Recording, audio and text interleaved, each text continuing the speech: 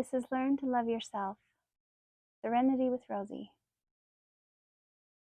So, first, I want to reach out and say thank you to all of you who have reached out to me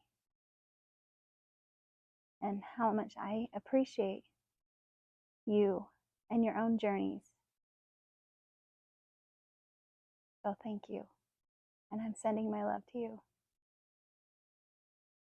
Today's topic is it bad to have dreams? So first, I'm going to take a deep breath, calm my energies, and ask our angels and spirit guides to be here for this conversation. Because I just do this for the one person that needs it.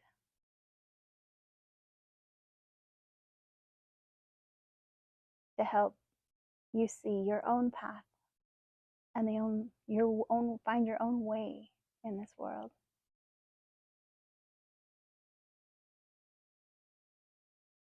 So the question, is it bad to have dreams? I personally think that it could have two sides, but the immediate answer would be absolutely not. Of course you should have dreams.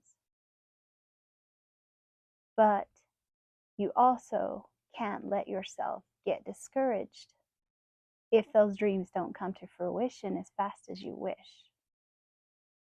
And that is one of the other challenges that you will deal with. But I think having dreams gives you an opportunity to expand. And as we know, growing and expanding is part of this process. And we want to be growing. We want to be expanding. We want to be broadening our horizons and learning things. And so I had asked the question, well, why would you think it would be bad to have dreams? And they said, well, they had told some people some things and that they wanted to do, and they made fun of them. And I said, well, if people let their own failures influence what they tell you, because everyone around us is a mirror of ourselves back to ourselves. And so by you even asking that question to this person would make them reflect on how they didn't follow their own dreams and how they were disappointed. But that doesn't mean that you should. Instead of taking it that you shouldn't have dreams, you take it that, oh, well, something happened that disappointed them. But that doesn't mean anything that affects you personally. And I've found a lot of dreams a lot of times take a different approach than you would imagine. Hardly anything is a straight route. So you have to want it enough that you're willing to put in the work, because you appreciate things more when you have to work for it. You appreciate, just like, going without vision or not seeing, not hearing, not being able to feel and touch things or smell. It makes you more appreciative of the things that you do have. And so rather than thinking, oh, well, if I have dreams, I could get my heart broken. Well, yeah, but would you rather not be able to feel? Because that is its own agony all by itself.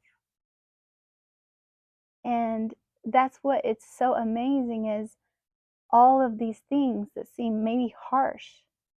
I know I live in Wyoming, and our weather a week ago, or a little over a week, It was 45 degrees in February. And that is like, no one's ever seen that before. And then today, last night, it was 1 degree.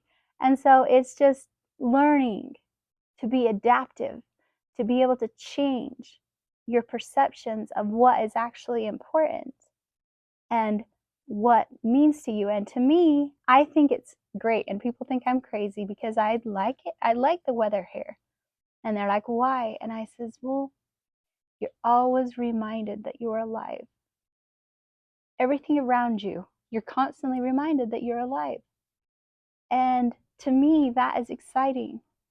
That is what I find joy in. And so I don't like the same old, day in, day out, mundane things. You have to have a spark for life. You have to be excited to do things. And so you should have dreams. You should have goals. And a vision board is very important. And you can put things on of how you're building up the steps to get to what you want. Because that's how you manifest and can create your own reality.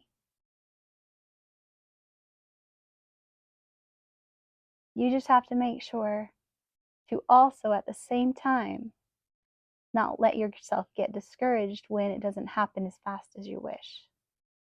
Because when you put this thing out to the universe, say, hey, I want this really bad. And the universe is like, okay, we'll put this in. And then before that we even get that, then we're like, universe, I wanted to change this. I want this tweaked a little bit. And so then the order has to go back and then they start all over again. And if we keep doing that, how is the universe going to actually get us what we want? And then sometimes what we want is big enough to a point that it takes time for all the pieces, all the puzzle pieces to fit together for that to happen. And so you have to be patient. You have to be understanding.